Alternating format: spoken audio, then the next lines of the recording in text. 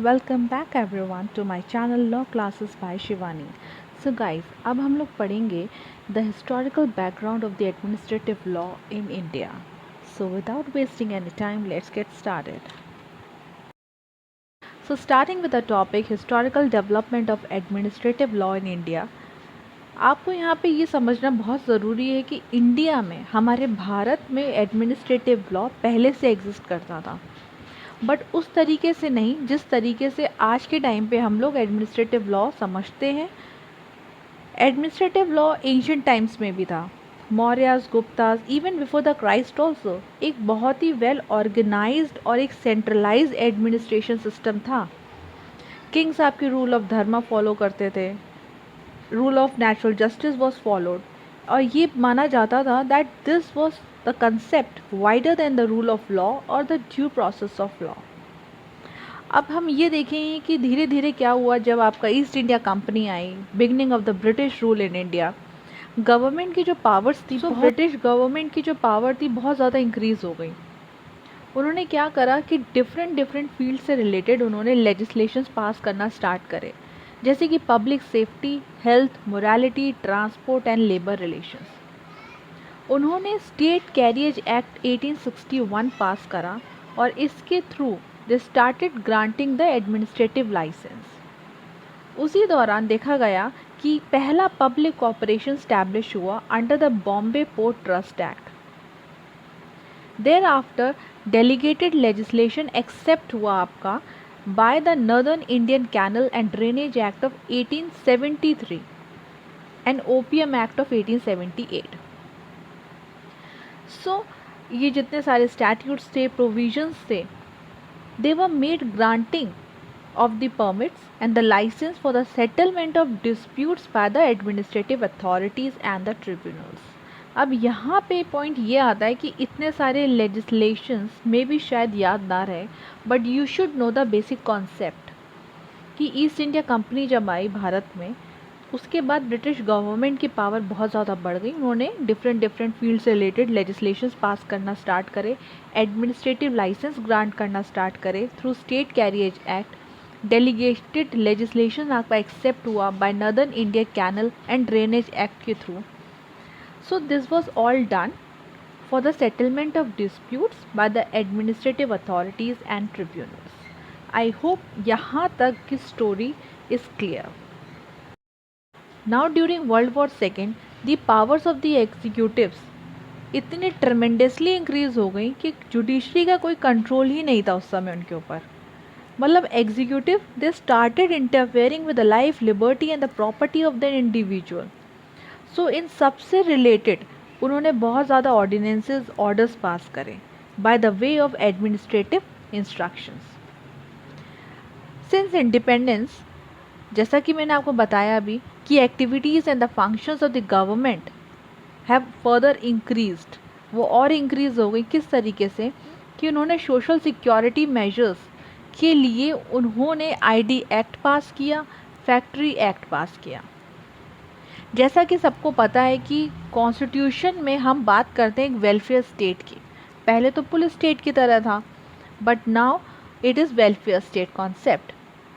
So for the implementation of the objectives, securing the objectives of the justice, social, economic and the political, equality of status and opportunities, therefore इन सबसे related बहुत सारे legislations पास हुए, जैसे कि आपका Essential Commodities Act हो गया, Banking Companies Act हो गया, Equal Remuneration Act हो गया, Welfare Fund Act हो गया।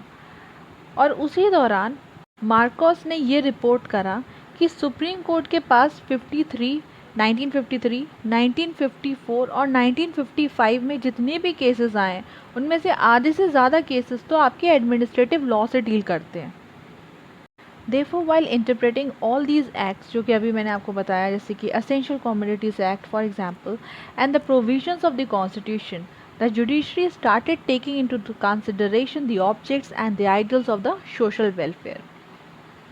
तो बहुत ज़्यादा केस लॉस आपके सामने आए जो ये रिप्रेजेंट कर रहे थे कि एडमिनिस्ट्रेटिव अथॉरिटीज़ जो हैं हमारी वो पावरफुल हैं, उन पे पावर कन्फर करी गई है। जैसे कि देखा गया आपका एक केस है जावेद रसूल Bhatt versus versus state of JNK। यहाँ पे सुप्रीम कोर्ट ने ये ऑब्जर्व किया कि members of the selection committee can ask irrelevant questions even to explore the candidates capacity. Thereafter Raja Rampal versus speaker of Lok Sabha, इस केस में अगर MP is found guilty by the house of improper conduct, cash for inquiry for example, and is been expelled, तो judiciary इसमें जो interfere नहीं कर सकती है for such actions. So you can see कि जो इतनी एक्टिविटीज़ हैं, द पावर्स हैं गवर्नमेंट की एंड द एडमिनिस्ट्रेटिव अथॉरिटीज़ कितनी ज़्यादा इंक्रीज हो गई थी। Thereafter, the need was felt for the enforcement of rule of law and the judicial review over these powers, so that the citizens are free to enjoy the liberty guaranteed to them by the Constitution. Therefore, through various statutes, the provisions were incorporated in that वहाँ पे दिया गया right to appeal, revisions etcetera. साथ ही साथ extraordinary remedies भी available कराई गई कॉन्स्टिट्यूशन के थ्रू, जो कि आर्टिकल 32, 136, 226 एंड 227 के थ्रू मिली। Principle of judicial review was even held to be the basic structure of the constitution.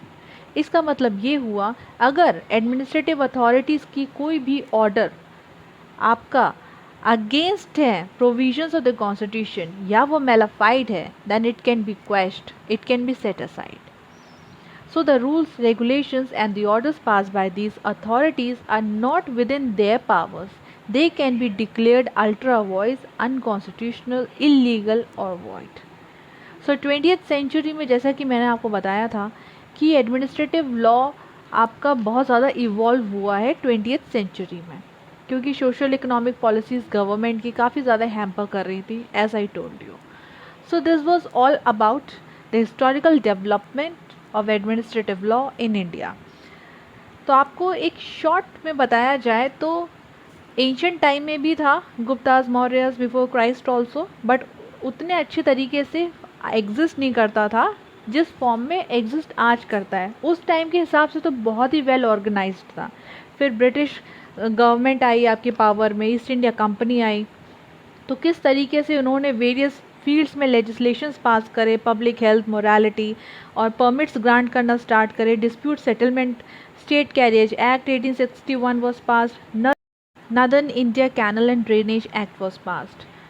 सो इस तरीके से फिर वर्ल्ड वॉर सेकेंड की बात आई, जहाँ पे मैंने आपको बताया एग्जीक्यूटिव पावर्स बहुत ज़्यादा इंक्रीज़ हो गई थी, बहुत उन्होंने ऑर्डिनेंसेस, ऑर्डर्स पास करे सेवरल मैटर्स से रिलेटेड, कोई जुडिशरी का कंट्रोल नहीं था। फिर सिंस इंडिपेंडेंस की बात आई तो वहाँ पे गवर्नमेंट के फंक्शंस और इंक्रीज़ हो गए थे। सोशल सिक्योरिटी मेजर्स से रिलेटेड उन्होंने बहुत एक्ट्स पास करे, वेलफेयर स्टेट के कॉन्सेप्ट को ध्यान में रखते हुए गवर्नमेंट ने बहुत आपके लेजिस्लेशंस पास करे जो कि सिक्योर कर रहे थे social, economic and political justice of equality of status and opportunities. For example the essential commodities act, equal remuneration act. Even Marcos ने वहाँ पे ये भी पॉइंट आउट किया था कि 3 साल की स्टडी में, जो कि 53 से लेके 55 तक, ये देखा गया कि आधे से ज़्यादा केसेस तो आपके एडमिनिस्ट्रेटिव लॉ से डील करते हैं। उसके बाद हमने केसेस देखे, जावेद रसूल Bhatt versus state of JNK, Raja Rampal versus speaker of Lok Sabha.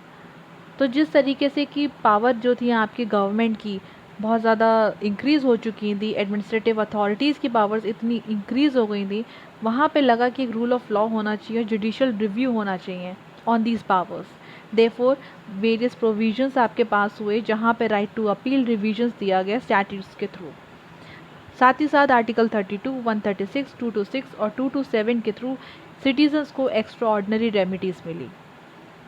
So guys, यहाँ पे ये समझ में आया है कि जो ऑर्डर्स एडमिनिस्ट्रेटिव अथॉरिटीज़ पास कर रही थी, अब उन पे जुडिशरी का कंट्रोल हो गया।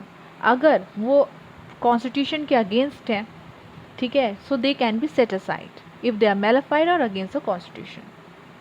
सो guys, that's it on the historical development. I hope India का historical development regarding the administrative law is clear now.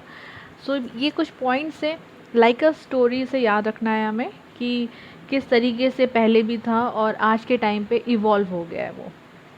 So guys, I will soon upload the next video. So stay tuned to my channel. Do like, share and subscribe. Law Classes by Shivani.